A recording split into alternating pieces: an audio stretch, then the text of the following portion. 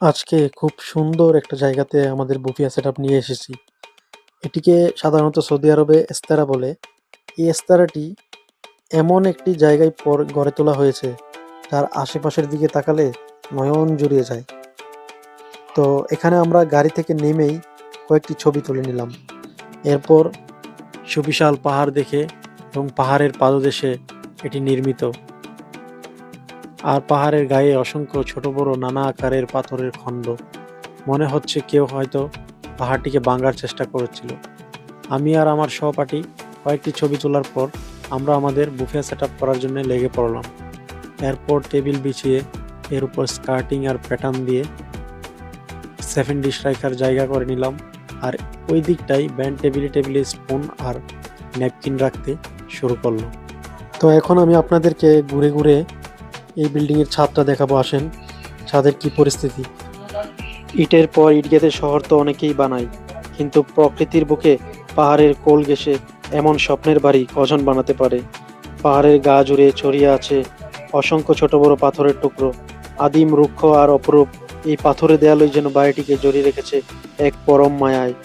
পাথরের এই রুক্ষতার ঠিক মাঝখানেই মিশে আছে আধুনিকতার এক অনবদ্য ছোঁয়া, যেখানে প্রতিটি কোণ থেকে গল্প বলে পাহাড়ের নীরবতা। আর সারাদিনের ক্লান্তি শেষে এই বাড়ির ছাদটি যেন এক টুকরো স্বর্গ, যেখানে বসে পাহাড়ি হাওয়া গায়ে মেখে এক কাপ চা হাতে দিগন্তে হারিয়ে যাওয়া যায়। পাথর আর পাহাড়ের এই মেলবন্ধনে জীবন এখানে সত্যি একটু অন্যরকম সুন্দর। একটি সুন্দর আতিথেয়তার শুরুটা কিন্তু প্রকৃতির ছোঁয়া দিয়ে হওয়া চাই। আর তাই চার দেয়ালের বন্দিদশা কাটিয়ে এখানে আপনাকে স্বাগত জানাবে পার্কের মতো সাজানো এই সবুজ প্রকৃতি। ভেতরে যাওয়ার আগেই অতিথিদের আরাম আর পরিচ্ছন্নতার জন্য বাইরে রাখা হয়েছে চমৎকার সব বেসিন। প্রকৃতির মাঝে হাত ধুয়ে একদম ফ্রেশ হয়ে নেওয়ার এক দারুণ ব্যবস্থা।